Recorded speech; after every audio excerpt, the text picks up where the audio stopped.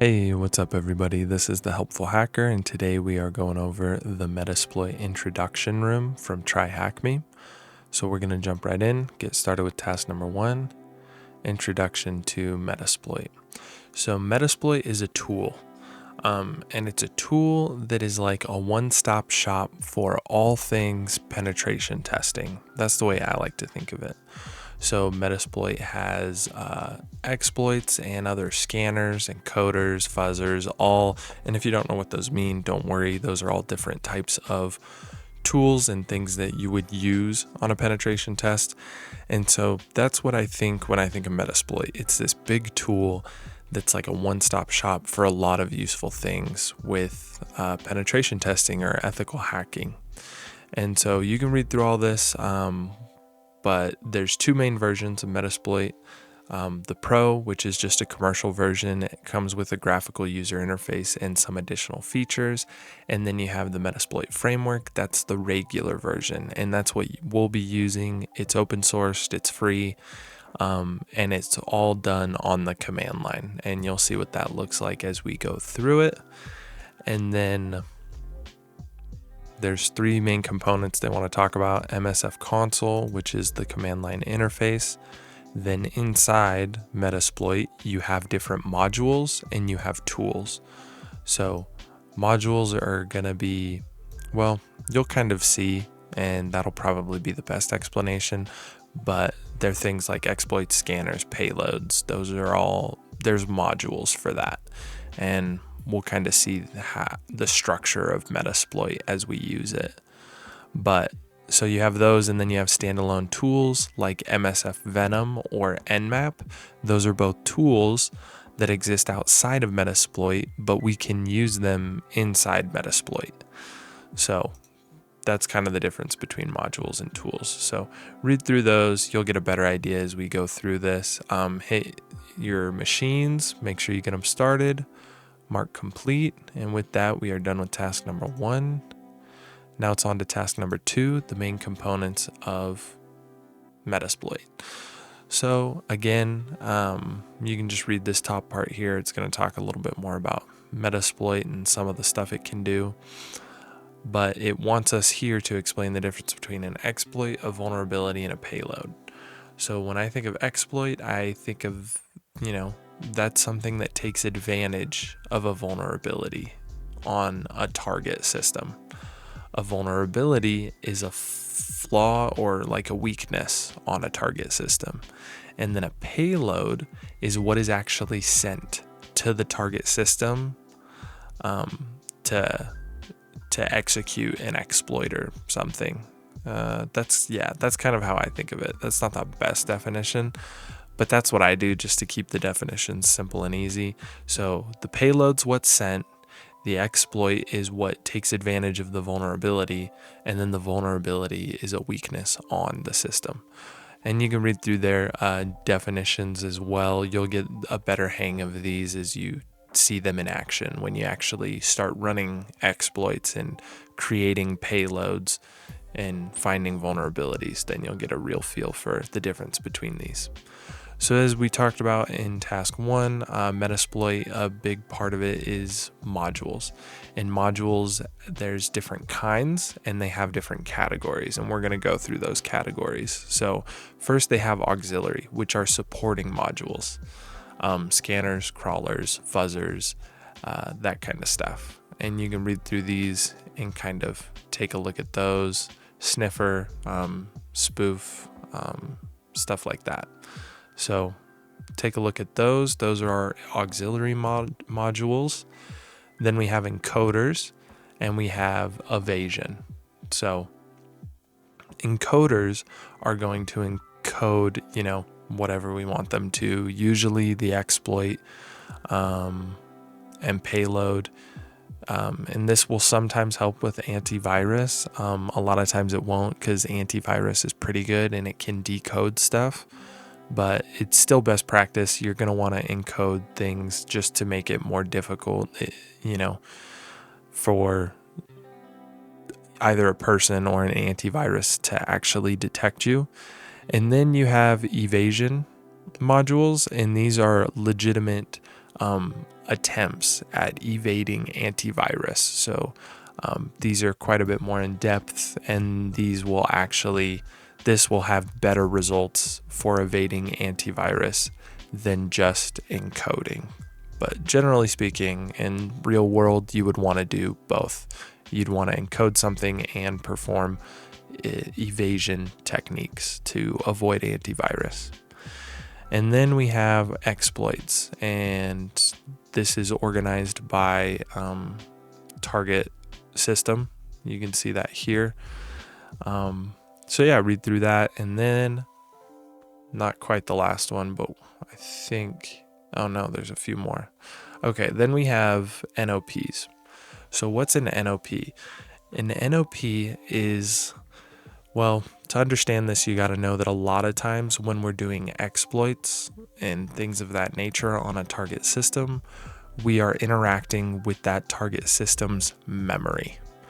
And that is really great sometimes, and other times that's not so great, because what can happen is if we interact with that memory incorrectly, we can sometimes just shut down a computer or crash a computer, things like that. So what an NOP does is it makes it easier to interact with the memory. And if you're a beginner, that's probably all you need to know right now, but I'm going to explain a little bit more because they're kind of cool. So when we interact with a target system's memory, the location that we interact with and where we start is very, very important.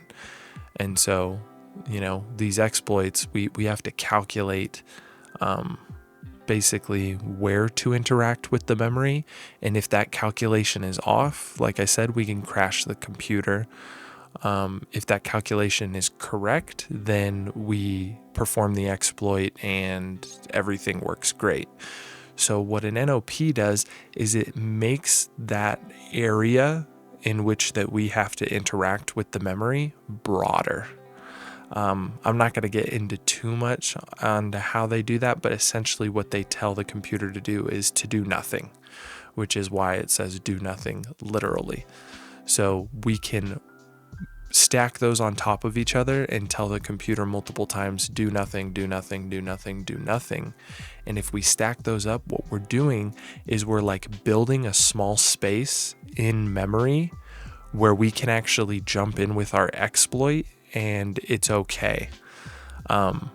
Now, if you don't use an NOP, essentially what you have to do is you have to exploit, or you have to interact with memory at the precise exact time and in the exact location in order for things to work. But if you use an NOP, you kind of make it a bit easier. So if not all of that made sense, don't worry about it. Just know that NOPs help with exploits, especially ones that involve interacting with the target system's memory.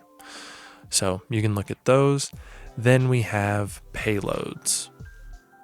So again, payloads are code that will run on the target system.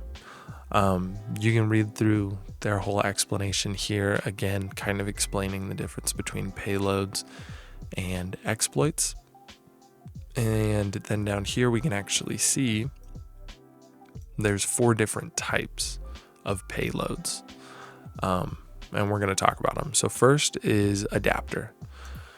So an adapter wraps a single payload to convert it into a different format. So basically this has to do with like payload formatting and wrapping. And you may want to do that for multiple reasons. We won't get into it too much, but for now, just know that it's called an adapter because it's going to adapt the payload, right? It's going to kind of alter it, and it'll change the format of it. So that's what adapter payloads do. Then you have singles, and a single is a self-contained payload. So they don't need anything, just that the single payload itself, right? And so that's why it's called single. Then we have stagers.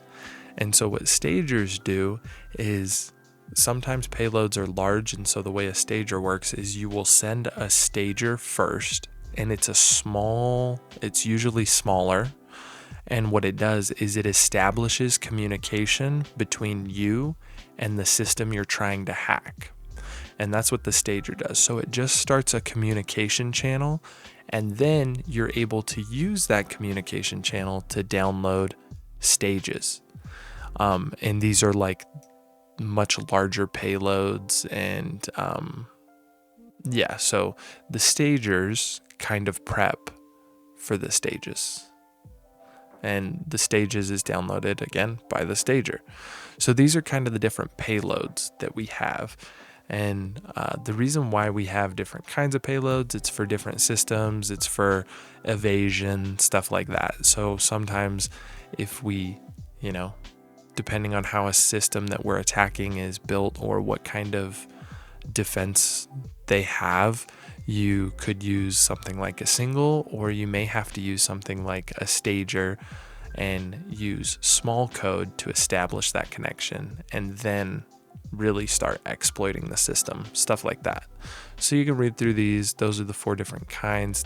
Those were all very quick, brief explanations. A lot more goes into each one of these, so feel free to Google them to learn more. And then Metasploit helps us identify single payloads and staged payloads.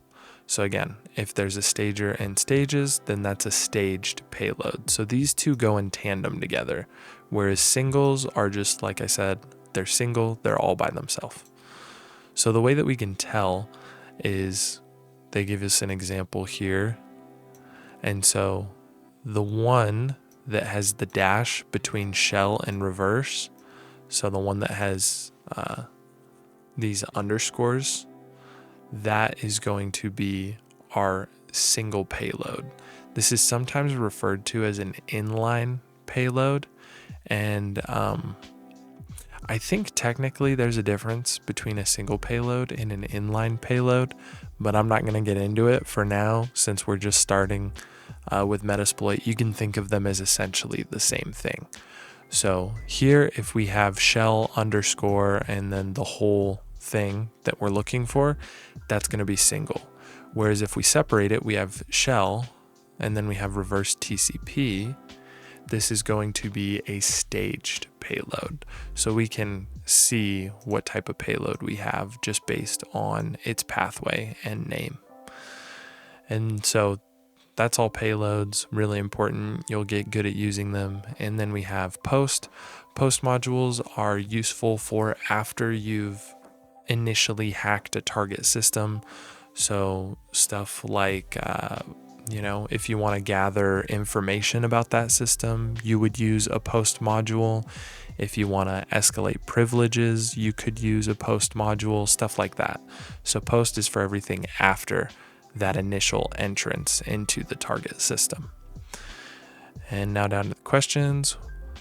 What is the name of the code taking advantage of a flaw on the target system? That would be an exploit. What is the name of the code that runs on the target system? That would be a payload. Singles, because self-contained payload, so again, all in one thing by itself. And then they give us this, so they want to know, is this a single or is this a staged payload? And because we can see it has 2 underscores and gives us kind of the whole name right there without any forward slashes, that will be a single payload as well. Or they want plural, so singles. So once you've answered those, you are done with task number 2. So now you kind of have an idea of the main components, but what will really help you is just jumping into MSF console and actually using it. So I'm going to go through, this is basically just showing us a bunch of commands and kind of how to interact. So I am going to jump onto my machine, and I recommend that you just kind of follow along because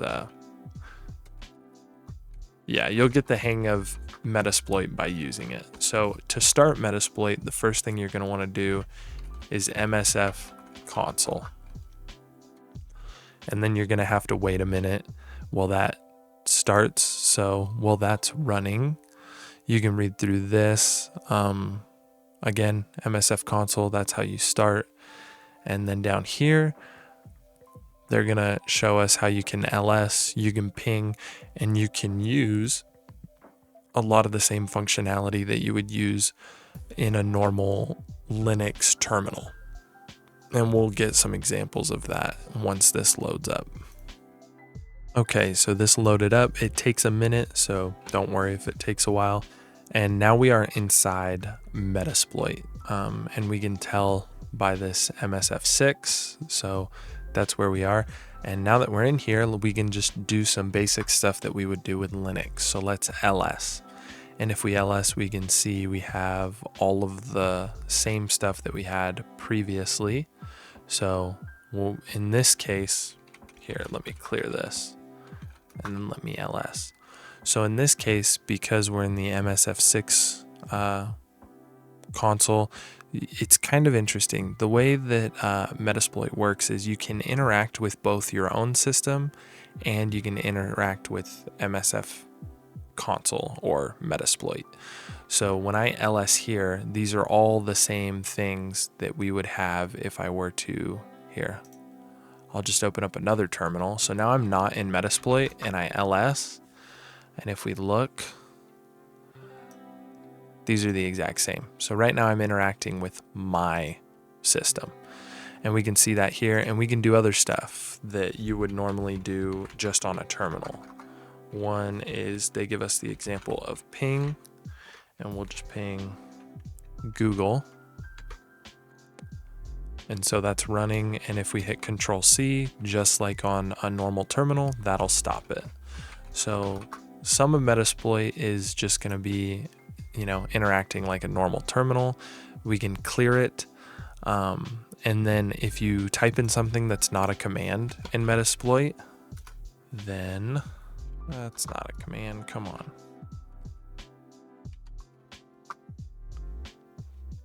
There we go. So if you type in a command or something that's not in Metasploit, it'll just give you unknown command, and then it'll tell you to run the help command if you want more detail. So that's what they're showing you here. So if anything doesn't work, or if you get that no such command, that's all that means. It's just whatever you typed isn't a real Metasploit command. Then they have the help feature. So let me just show you. I'll clear this. If I just type in help, it's actually really cool. What it does is if I just type in help with nothing else, it's going to give me some core commands for Metasploit. And so I can read through these, and here's the command, and then it tells me what it does. So that's really useful. So if you're inside Metasploit and you're kind of lost, or you don't know what you want to do, but you don't know the command to do it, then you can just type in help and it'll give you that long list of commands. You can also ask for help regarding specific things. So if I do help CD, so it's just going to give me, I chose a really simple, let's do a better one actually. Let's do help set, what they did. So, because this is a pretty wimpy explanation because CD is such a basic command. But here is help set. And so we can see its usage, we can see the description, and then it provides some options for us. So we can do that with any command in Metasploit, and it will help explain it for us. So that's a cool feature. And then they have a history command. So you can see if I type in history here, we can see everything that has been typed. That wasn't it. There we go. So we can look through the past history of everything. And then again, the help, and we'll get into this stuff. So you can read through all this. Like I said, I'm gonna jump through the examples because I like the examples the most. I think just doing it is usually the best teacher. So once you type use exploit blah blah blah blah blah command, you will see the command line prompt change. So I would read through all this. I'm gonna kind of do this in a different order. So in our case, we have this MS17-010- eternal blue exploit. And we know it's an exploit because it's in the exploit module. So if I search,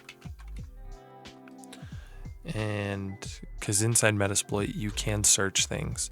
So if I search MS17, which is what they want us to type this in, but in real life, a lot of times you don't know the exact name of whatever it is you're doing. You may just know you want to exploit in a Windows system and you want to exploit SMB or something like that. So you can search stuff in Metasploit too. And if you search something like that, it then gives you all these different options. And these are all exploits that we can, well, not all of them are exploits. This is an auxiliary module, so we can see that. So yeah, you can read through all these. That's the search feature. And then if you want to interact with something, you can just use 0. And use 0, what that's going to do is I'm just going to interact with this very first one right up here. So if I pick use 0, you're going to kind of see my prompt is going to change. So I'm going to clear all this out for you. So now, instead of just MSF6, now I have all of this. So the way that Metasploit works is, like we talked about earlier, it works in modules. And now I am inside this module that I've highlighted. So I was able to search that module and find it. Now I can leave that module by typing in back. And once I do that, now I'm not inside the module anymore. I can also just hit use, or actually, let me just copy this so I don't have to. I don't want to write that all out. So the first time I did it, that was me searching for it. This time, if I know the exact name of the module I want to use, I can just type use and then the name of the module, and it'll put me in the exact same place. So now I'm inside this eternal blue module. So that's what the use command does, is it allows you to interact and actually use different modules. And then here it talks about being within context. So again, if I ls, even though I'm inside the module, this still is going to interact with my system. So it's just like the terminal. However, all the time, because I am inside a module, if I hit show options, now it's showing me all these options. Let me clear this. My OCD is forcing me to do this neatly. So now, because I hit show options, it's showing me the options for this specific module. Okay. So it takes a minute to kind of get used to this whole, am I inside a module? Am I not? When I type in certain commands, am I interacting with the module? Am I interacting with my system? Or, but you'll get the hang of it as you use it. So the show options command is going to show you all the options that you can set for a specific exploit. And you can read through all these. Some of them are automatically filled in. Some of them are required, some of them aren't. You can look at your payload options. So this is the payload that they're currently using. And this is the L stands for listening and R stands for remote. So we have our remote host, our remote port. We have our listening host, our listening port. So yeah. You can check that out, just read through all those. But yeah, that's what show option does. Once you're inside a module, showing the options will give you all the options for that module. And they give you here a post module. So this isn't an exploit, this is a gather post module. So they're going to gather domain users. And here we can see the options look very different. So the options will change based on the module that you have. They won't always be the same. And then Another command that they show us is show payloads. So if we look right here, our payload option is currently set to reverse TCP. So if I clear this, and then if I do show payloads, nope. There we go, show payloads. So there are 75 different payloads that I can use. So that's kind of cool. We can just go through and see all of them. We have, bind shells, reverse shells, all sorts of good stuff. So all of these are options that we could put in our payload options. So any of those that we just saw, we could plug in here in the payload option. And the way that we do that, they're still not going to talk about it. I'm going to talk about it right now. So the way that we do that is we use a command called set, but we'll get into that in a minute. Actually, I changed my mind. I'll just do what they do. So here they use the show command. So if you do the show command and you're not inside a module, it will list all of the modules. The show options, again, it'll just show you the options for whatever module you're in. If you ever want to leave that module, you can just hit the back button, or not hit the back button, but just execute the back command, and that'll get you out. We already kind of saw that, and they give us an example here. We also have the info command. So that's different than show options. Show options is going to show us what we need to do to run the exploit and the different components.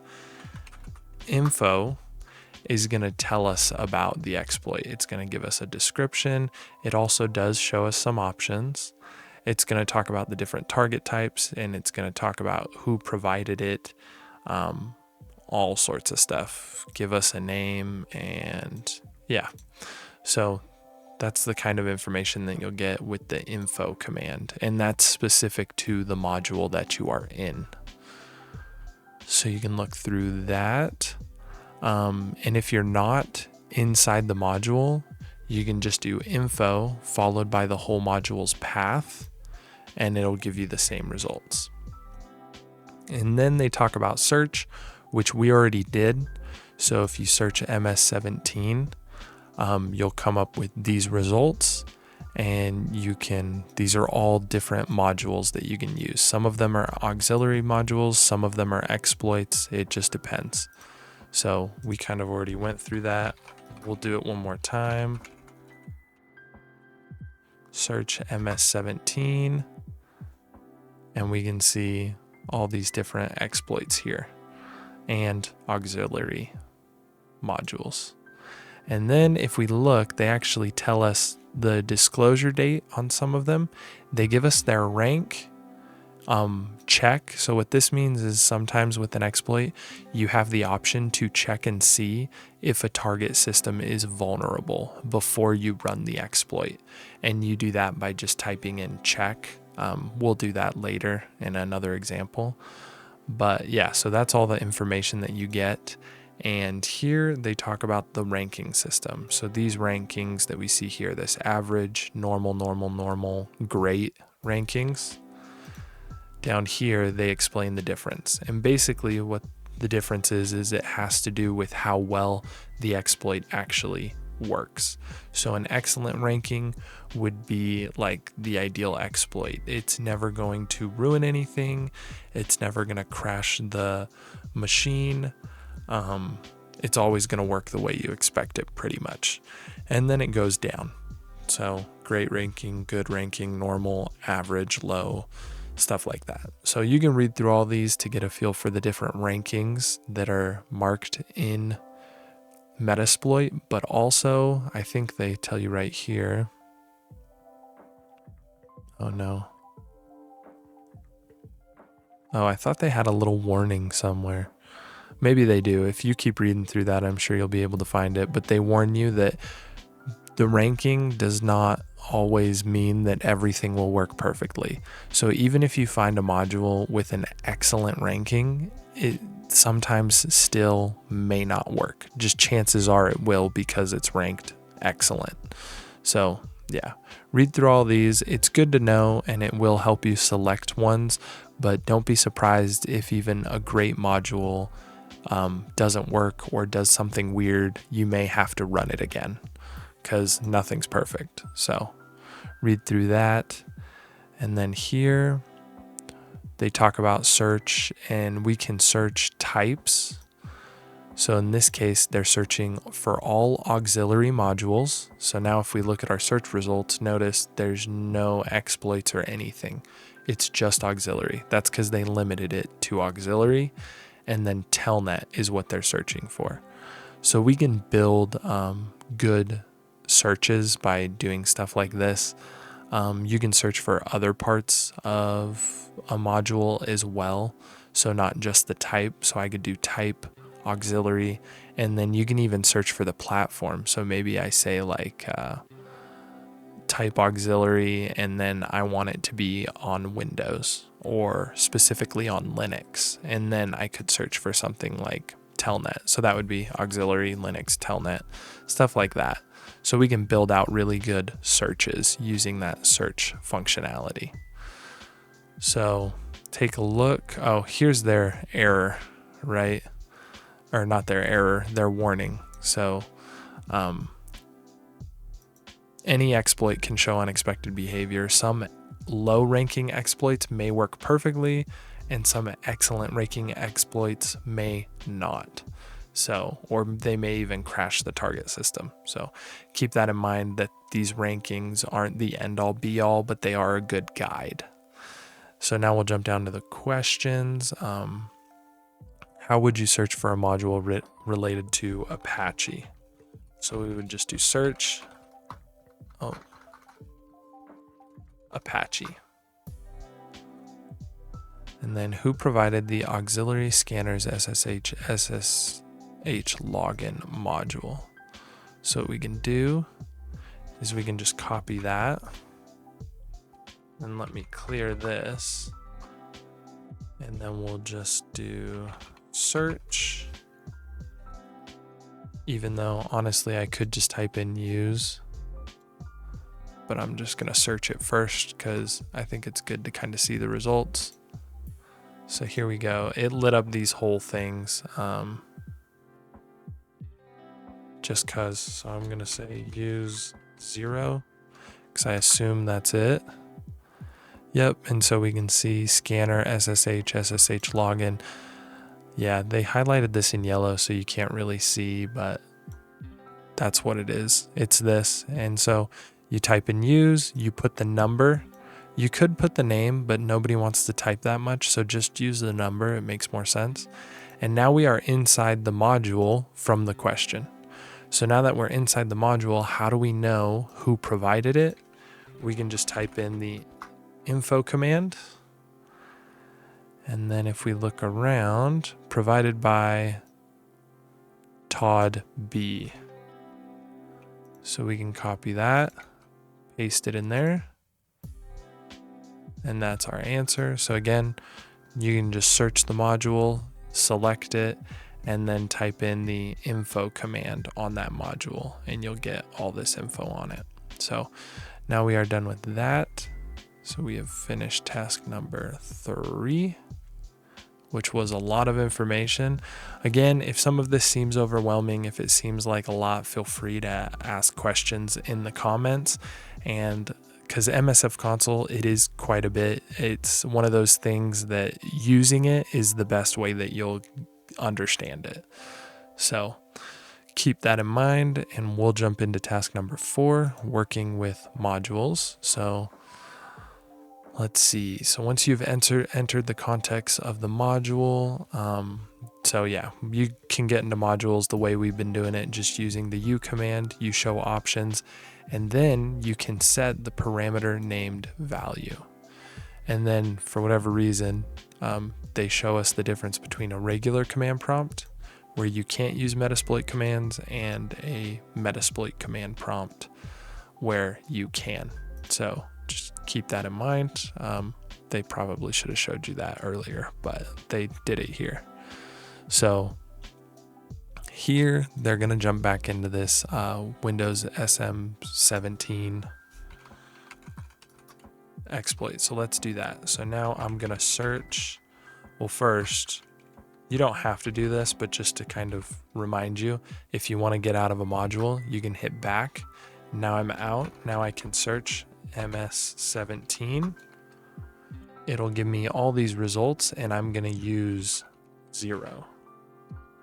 I really don't like that they highlight it in yellow. It makes it hard to read, but use 0. And so now I am inside this exploit module. So that's what I'm in. And now that I'm inside, we're going to learn about how to set options. But before we do that, they tell us about the Meterpreter prompt. So Meterpreter is a payload that we use that is specific to Metasploit. And so once we hack into a system, which we're going to do in a minute, you can either upload a Meterpreter shell or you could upload a regular shell on the target system. Or you can get a Meterpreter or regular shell on the target system. So more often than not, if you can, you want to get a Meterpreter shell because it works with Metasploit. It has a bit more functionality surrounding pen testing and ethical hacking, and that functionality is something that you will want. But yeah, these are two different types of command prompts once we've hacked into a system that you'll see. So you'll get an example of that. Don't worry too much about it right now. Again, you'll get better at this stuff as you use it. So just read through it, try and remember kind of some of the differences, and you'll see what I'm talking about. So now what we're going to do is the first thing, once you're in a module that you actually want to use, you want to look at the options. So show options. Now we have all of our options, and some of them are required, some of them are not. So they tell you that right here. So in this, all of these requirements are already auto-filled out for us. And a lot of exploits will do this. And then we have to just fill in one thing. So how do we do that? We do that by using the set command. So if I set our hosts, because that's the name, so that's what I'm trying to set, and I can just set that to this target IP address. So I just copied that. Now I'm gonna paste it. So if I do that, we can see it gives us this R hosts, and then it tells us the IP address we just typed in. So now if I clear this and show options again, we can see that our host section that was blank, we've now set it. So now we've set it to something. So that's how you set your options inside Metasploit. Real easy, you just use the set command, and then you'll see that whatever option or whatever you typed in gets set. And it's always good if you set something, you should check it after to make sure that it got set, just in case, because again, nothing's perfect. So always use that show options to double check. Now here, it's just showing us some things that we'll see a lot. We'll see R hosts, and again, the R stands for remote and the L stands for listen. So we have the remote host, we have the remote port, we have the payload, the listening host, listening port, and then we have session, which we'll get more into after we actually hack a system, because sometimes with Metasploit, you may have multiple sessions on the same system or on different systems, and you may have to interact with those sessions. But you'll see an example of that, and then hopefully this will make some more sense if you're not quite getting it yet. So in addition to being able to set something, we can also unset something. So we can unset, and then I'll paste that IP address again. So now if we clear that,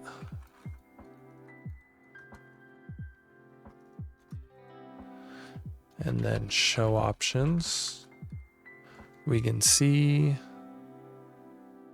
and this is why we have to be careful. because I did not type in the command right. So I did unset, and then I just did the IP address. We have to do our hosts. Okay, so that's why it's important after you set or unset something, you should always double check it. Make sure that it's good. So now if I do show options, we can see that IP address is gone because I unset it. Okay, so that's how we set and unset things. Another thing that we can do, and I think they talk about it next, is, you can unset all, which will reset everything except they will still have default options, right? So just remember what's inside here are the default options. So you can change these if you want. Most of the time, you won't want to change the default options though. But let's say you have a module with lots of options and you have them all filled out. If you want, you can just unset all and it will reset it. It'll reset it to where it was when you first got into the module. And then you also have the set G command. So what that means is global. So set G stands for set global, unset G stands for unset global. And the way that that works is we're going to set G.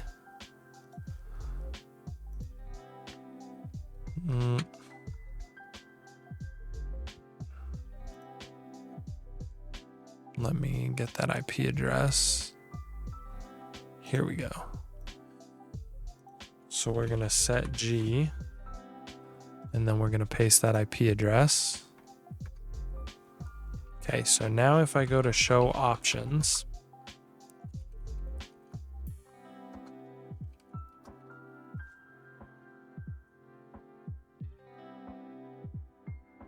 oh, I messed up again.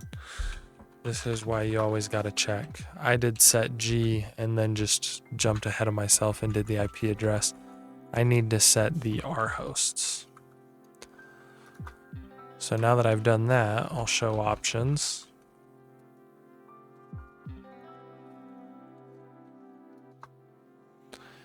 And now we can see I have this IP address set. But because I used global, it is set everywhere. It's not just set in this module. If I use a different module, it'll also be set. So I'll search MS17 again. And now I'm going to jump into number 24. So this is a different module. And we can tell because the name changed, right? So we have this Windows SMB 17 Eternal Blue. Now we have this scanner. So normally, I should be able to go to show options and it should be empty, right? But it's not empty. It has the same IP address that I put in for the other module. And the reason why is because I set it globally. So when you set something globally, and you'll read that as you go through here, you set it for every single module. And so now that's like the new default is whatever I set globally. But I can also unset globally our hosts, and I can do the exact opposite. So if I paste that, now if I show options,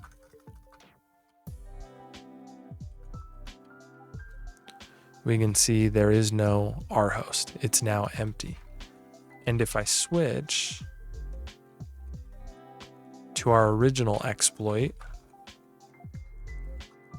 so now I've switched over. Now let me clear this.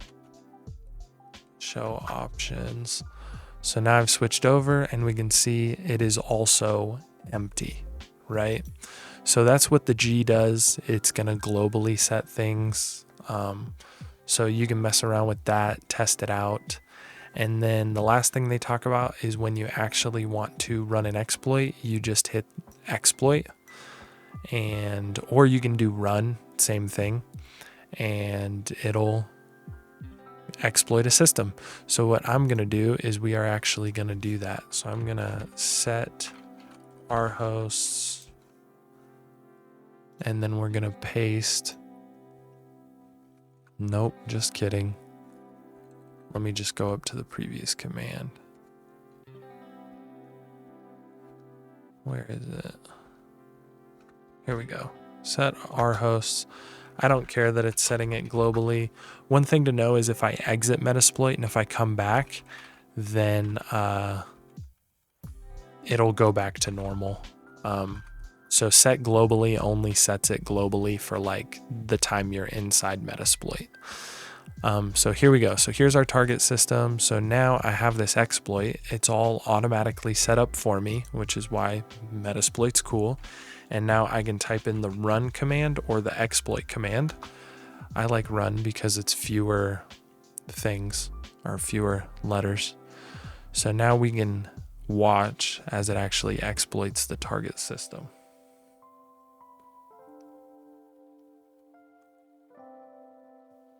There we go. Okay.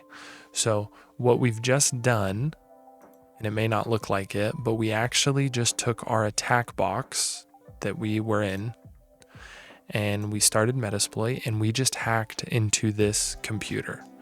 So this Metasploit R1, we just hacked into that. And now we have a Meterpreter shell, which if you remember is something that we talked about earlier. So this is what a Meterpreter shell looks like. You can see it right here.